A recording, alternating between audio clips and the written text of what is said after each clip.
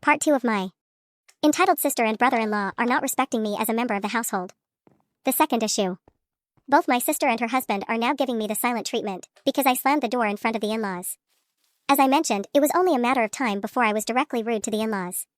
In fact, I had already stopped making the effort to greet them and acknowledge them when they'd come over, but those imbeciles clearly have no idea how to read social cues. Last week, the in-laws came over Friday, Saturday, and Sunday. I was angry, but I just held it in and did my usual. I was feeling really anxious on Monday, and even my usual coping mechanisms were not helping, making it kind of a shitty day in general. I thought they were here the entire weekend, surely they won't be here today when I get home, so I texted my sister the following: "Please tell me they are not at the house today, I am having a really bad day and I don't think I can handle it." She responds with a blunt: "Her husband, mom, dad, and SIL's BF, are here." To me, her tone said, "I don't care about how your day went, they are here so deal with it." I texted her back: "This is getting really frustrating." No response from her. I walk into my house with my BF pissed, he picks me up from campus, and we head straight to my room. My anger was at its peak.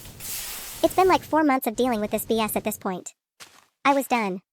My BF and I decided to just not be at my house until they left, and on the way out, I slammed both my bedroom door and the front door. I immediately receive an angry text from my sister basically saying the following: "Really? You can be angry at me, but what you just did disrespected both my husband, my baby, and his family." First thing I thought was, how did I disrespect her baby by slamming the door?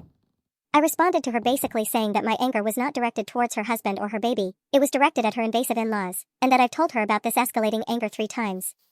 I also called her out on how quick she was to scold me, but not her in-laws, who are basically stepping all over her and our family. She just reiterated to me that her in-laws are the ones who have been nothing but kind to her and her baby, and how her baby is her #1 priority now. Girl, nobody was asking her to not make her child her priority. I was just pleading her to give me some goddamn respect and consideration in my own home. She also always makes it a point to emphasize her postpartum health issues too, to make me feel bad for calling her out on anything. My last text to her essentially said that I acknowledge that she's going through a hard time, but that doesn't mean she gets to invalidate my feelings and opinions about what goes on at our house. Her and her husband chose to have a baby in a shared household, so they need to take my parents and I both into consideration. You can check the final part in page